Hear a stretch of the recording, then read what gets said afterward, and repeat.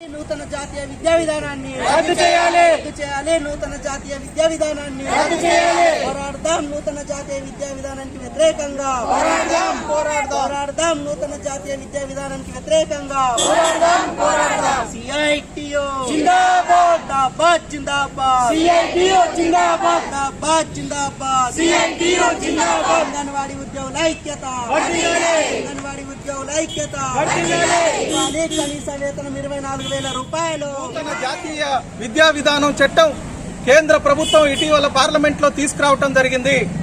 ఈ నూతన జాతీయ విద్యా విధాన చట్టం మూలంగా అంగన్వాడీ ఉద్యోగులకు ఉద్యోగ భద్రతకే ప్రమాదం వచ్చేటువంటి పరిస్థితి వచ్చింది.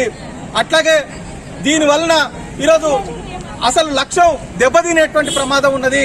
ఐసిడిఎస్ ప్రారంభించింది ఈ దేశంలో ఉన్నటువంటి బలహీన వర్గాలకు, పేదలకు, మహిళలకు ఈరోజు అనేక అనారోగ్య సమస్యలు, పౌష్టికాహారం లేకపోవడంతో బాలింతలు, పసిపిల్లలు ఈరోజు ఇబ్బందులు పడతా ఉన్నారు, చనిపోతా ఉన్నారు.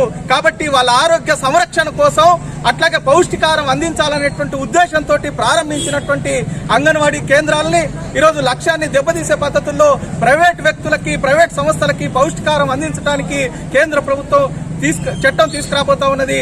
దీన్ని సిఐటియు అంగన్వాడీ యూనియన్ తీవ్రంగా ఖండిస్తా ఉన్నది. వెంటనే ఈ ప్రభుత్వం తన నూతన జాతీయ విద్యా విధానాన్ని రద్దు చేయాలని, అంగన్వాడీ ఉద్యోగులకు భద్రత కల్పించాలని, కనీస వేతనం 24,000 రూపాయలు చెల్లించాలని, అట్లాగే ఏదైతే గతంలో పేదలకి ఈరోజు ఆయాలకి తక్కువ వేతనంతో వస్తున్నటువంటి వాళ్ళు ఉన్నారు, వికలాంగులు ఉన్నారు, వృద్ధులు ఉన్నారు, వాళ్ళకి పెన్షన్లు వచ్చేటువంటివి కూడా ఈరోజు రాష్ట్ర ప్రభుత్వం కట్ చేసింది. కాబట్టి ఆ పెన్షన్లని మంజూరు చేయాలని, మినీ అంగన్వాడీ కేంద్రాల్లో భారం పెరుగుతూ ఉన్నది. కాబట్టి మెయిన్ అంగన్వాడీ టీచర్లతో సమానంగా వేతనాలు ఇవ్వాలని డిమాండ్ తోటి ఈరోజు దేశవ్యాప్తంగా ఈ ఆందోళన నిర్వహిస్తా ఉన్నాం. ప్రభుత్వం ఇప్పటికైనా తన విధానాన్ని మార్చుకోకపోతే మరింత పెద్ద ఎత్తున ఉద్యమాన్ని చేపట్టాల్సి వస్తుంది. దానికి ప్రభుత్వమే బాధ్యత వహించాల్సి వస్తుందని తెలియజేస్తా ఉన్నాం.